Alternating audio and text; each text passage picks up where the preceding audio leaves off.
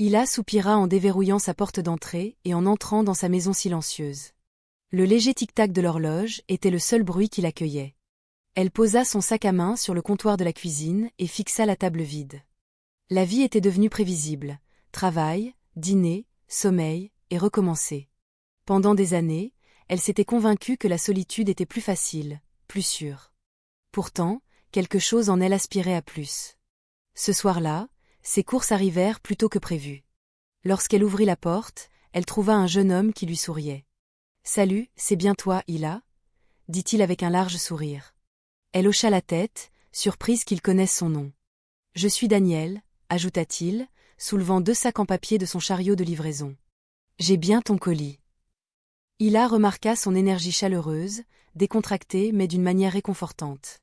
Il lui tendit les sacs et lui fit un salut espiègle avant de se tourner pour partir. « Attends, l'appelait-elle. Tu as dit mon nom. Comment tu sais ?» Daniel se retourna avec un sourire. « Je me souviens de mes clients préférés. » Hila éclata de rire, balayant l'instant comme une simple politesse.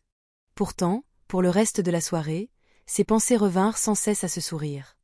La semaine suivante, Daniel livra à nouveau ses courses. Cette fois, leur conversation dura un peu plus longtemps. Quelques blagues en plus, un échange rapide sur leur musique préférée.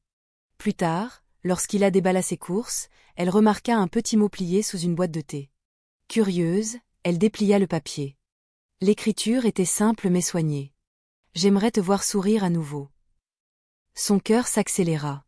Confusion, excitation et incertitude envahirent son esprit. Était-ce ceux de Daniel ? Cela pouvait-il signifier quelque chose de plus ? Elle se rappela de ne pas trop réfléchir. Peut-être n'était-ce qu'une gentillesse. Mais à chaque semaine qui passait, les visites de Daniel devenaient quelque chose qu'elle attendait avec impatience. Il parlait de tout, des livres, des voyages, et même des souvenirs de sa jeunesse. Il l'écoutait d'une manière que peu de gens savaient faire, et son rire réchauffait sa maison comme la lumière du soleil perçant les rideaux poussiéreux. Pourtant, quelque chose persistait sous le sourire de Daniel. Une ombre d'inquiétude qu'il ne mentionnait jamais. Hila s'en aperçut un jour lorsqu'elle le surprit en train de se frotter les tempes, de la frustration perçant derrière son façade joyeuse. « Une journée difficile ?» demanda-t-elle doucement. Daniel hésita avant de secouer la tête. « Juste la vie », répondit-il avec un sourire forcé. Pour la première fois depuis longtemps, Hila se sentit véritablement inquiète pour quelqu'un. Cette nuit-là, elle s'assit à sa table, tenant toujours le mot de Daniel.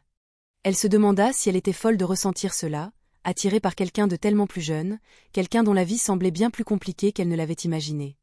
Quelques jours plus tard, un coup à la porte la fit sortir de ses pensées. C'était Daniel, cette fois sous la pluie. Ses cheveux étaient trempés, ses yeux fatigués mais déterminés. « Je peux entrer ?» demanda-t-il, haletant. Hila s'écarta, le cœur battant. Quoi qu'il ait à dire, elle savait que c'était important. Daniel s'assit au bord du canapé, ses doigts tapotant nerveusement son genou. Hila lui tendit une serviette, le regardant sécher ses cheveux avec des mains tremblantes. Quelque chose n'allait pas.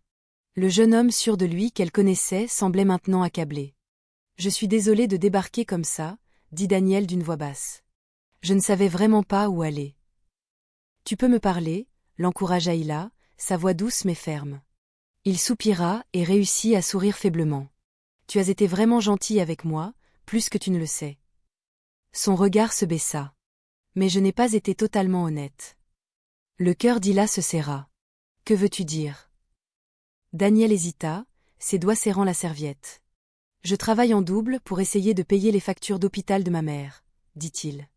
Sa voix faiblit. « Elle est malade depuis un moment et certains jours, on dirait que je me noie. » Hila sentit une vague de sympathie l'envahir. Elle connaissait ce fardeau, celui qui t'empêche de dormir la nuit, celui qui pèse sur la poitrine sans relâche.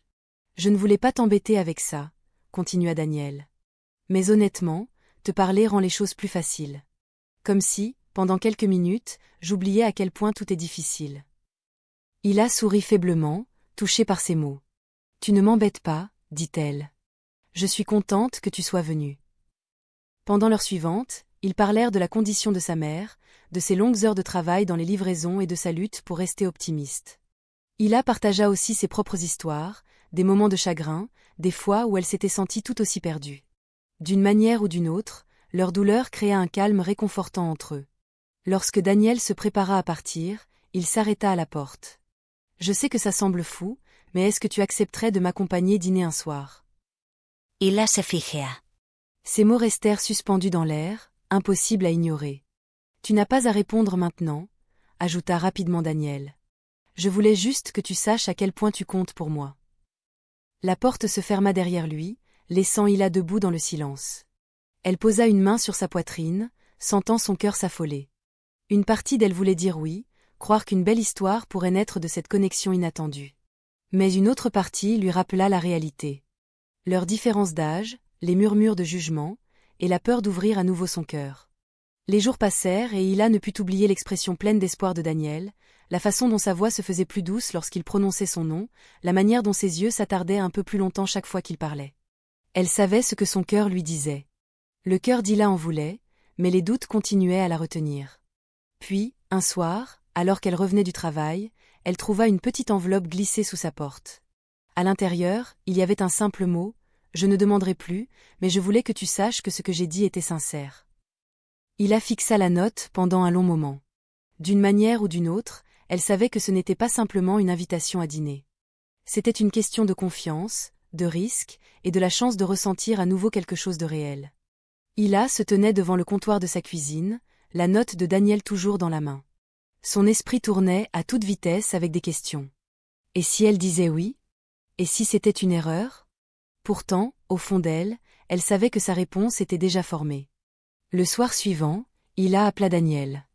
Sa voix s'illumina dès qu'il l'entendit. « Alors, dîner ?» demanda-t-elle doucement. « Absolument », répondit-il sans hésiter. Ils se rencontrèrent dans un restaurant calme, à l'écart des rues animées. Daniel l'accueillit avec ce même sourire chaleureux, mais ce soir-là, il semblait différent, plus proche, plus intentionnel. Pendant le dîner, la conversation se déroula facilement. Ils rirent, partagèrent des histoires, et pour la première fois depuis des années, Hila oublia ses peurs. Mais juste au moment où elle commençait à se détendre, le téléphone de Daniel vibra. Il jeta un coup d'œil à l'écran et son sourire s'estompa. « Désolé », murmura-t-il en se levant de table. « Je dois prendre ça. » Hila le regarda sortir, le voyant marcher sur le trottoir, inquiet. À travers la fenêtre, elle vit son expression se durcir, ses épaules se tendre et sa tête baisser sous la frustration. Quand Daniel revint, son visage était pâle. « Tout va bien ?» demanda-t-elle. Il força un sourire qui n'atteignait pas ses yeux. « Oui, juste quelques soucis avec ma mère. » Hila savait qu'il ne disait pas toute la vérité, mais elle ne poussa pas davantage. Quelque chose lui disait qu'il avait besoin de temps. Plus tard, dans la soirée, alors qu'il se dirigeait vers sa porte, Daniel s'arrêta. « Écoute, » dit-il doucement. « Il y a quelque chose que je dois te dire. » Le cœur d'Hila manqua un battement. « Je ne t'ai pas juste invité parce que tu me plais, » avoua-t-il. « J'avais besoin de quelqu'un en qui je puisse avoir confiance. » Il plongea la main dans sa poche et en sortit une enveloppe pliée.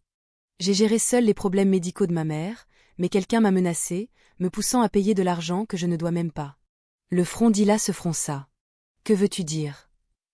Daniel exhala en tremblant. « Un type me suit. Il dit que je lui dois de l'argent pour quelque chose que mon père a fait il y a des années. Je ne le connais même pas, mais il revient sans cesse devant mon travail, près de mon appartement. » L'esprit d'Hila tourbillonna. « Tu en as parlé à quelqu'un ? » « Je ne peux pas, » dit Daniel.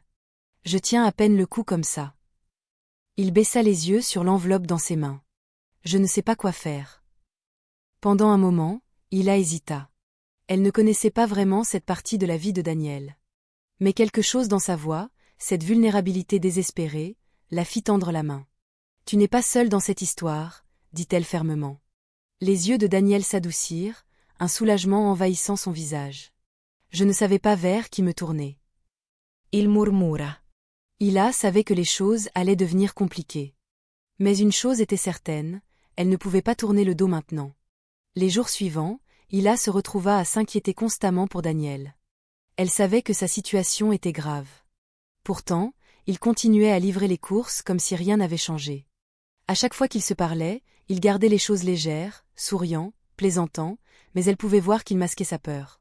Un soir, Daniel arriva avec sa commande, mais quelque chose n'allait pas. Son visage était pâle et sa main tremblait lorsqu'il lui tendit un reçu. « Que se passe-t-il » demanda Hila. « Ils m'ont suivi encore, murmura-t-il. Juste devant mon appartement cette fois. Lestomek dila es esera. Est-ce qu'ils ont dit quelque chose » Daniel hocha la tête. Ils m'ont donné un ultimatum, 2 jours, sinon. L'air devint lourd de tension. Hila savait que ce n'était pas une menace vide. Tu ne peux pas rester chez toi ce soir, dit-elle fermement. Reste ici, au moins jusqu'à ce qu'on trouve une solution. Daniel hésita, mais accepta finalement. Cette nuit-là, Hila dormit à peine.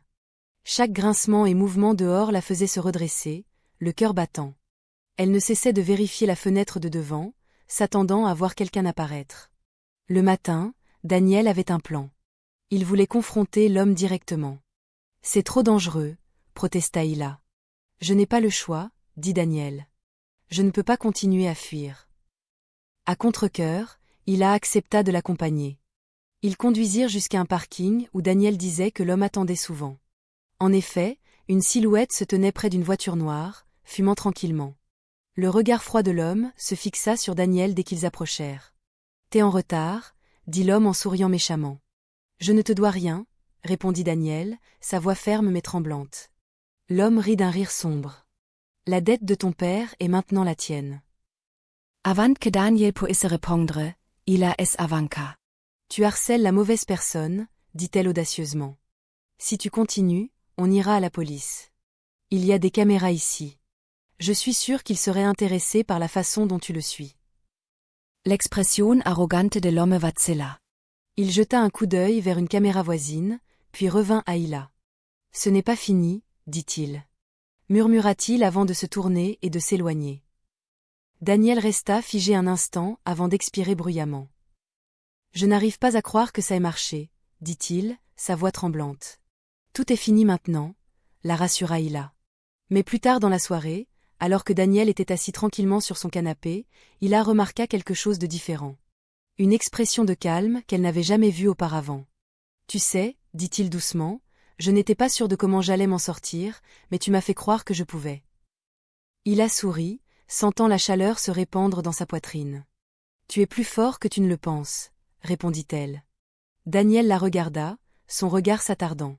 « Peut-être, » dit-il avec un sourire doux. « Mais c'est plus facile quand on n'est pas seul. » Et dans ce moment silencieux, Hila réalisa quelque chose aussi. Peu importe à quel point c'est inattendu, parfois l'amour vous trouve exactement quand vous en avez le plus besoin.